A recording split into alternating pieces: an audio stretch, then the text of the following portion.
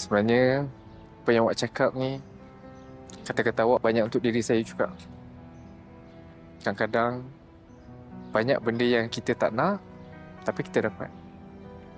Tapi bila kita dah dapat, barulah kita tahu yang benda tu tak mendatangkan kebahagiaan langsung. Dari cara awak cakap ni, Alah rasa macam Nora pun tengah kecewa juga. Nora okey? Kenapa kejadian Nora dengan Marissa? Saya tak layak, Hamzah. Saya mengaku yang saya belum bersedia. Saya pun banyak benda yang nak kena betulkan. Diri saya dan saya kena betulkan niat saya kenapa saya peluk agama Islam. Nanti saya akan ke Mekah untuk belajar kat sana. Tapi niat saya belajar sebab saya nak betulkan diri saya.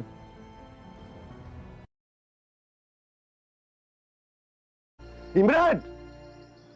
Ayah nak kau batalkan niat kamu untuk kahwin dengan anak Imam Hasan. Ayah tak setuju. Kau peduli apa kau kahwin dengan siapa? Aku kacau hidup kau, tak. Kau nak kacau hidup aku, Apa hal? Kau takut kau baik, kau tahu perangai kau macam mana? Bukan ayah, Imran. Tapi kamu. Ayah tak nak dia tahu kerja kamu jual perempuan. Abang! Walaupun ayah tak pernah datang jumpa kamu, tak bermakna ayah tak pernah ambil tahu pasal kamu, Imran. Kau hantar orang ngintip aku? Aku tak kacau hal kau. Kau nak sibuk hal aku. Peduli apa aku nak kahwin dengan siapa pun, apa benda aku nak buat, suka hati aku lah. Aku ni dah tak ada bapak tau. Kau jangan nak belagak jadi bapak aku lah.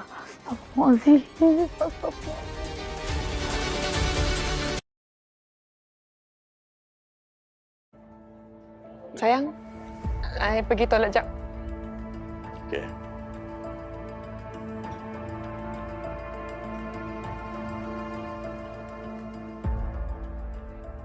Cantik bini kau.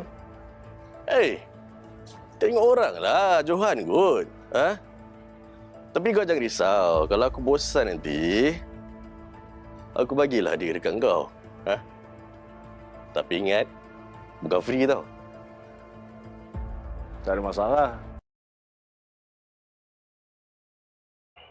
Marissa, dia akan menikah hujung bulan ni. Aku rasa kau okey je kan? Sebab lagipun korang dah clear kan pasal hubungan korang ni. Tak apa, Wan. Aku pun gembira dengan keputusan dia.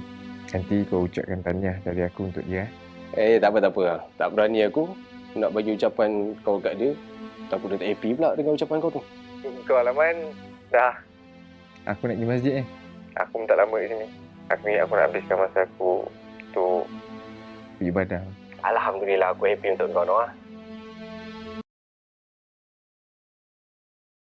Apakah maksud sebalik rasa yang ada di hatiku? Tanpa kasihmu, aku tak bisa bernyawa.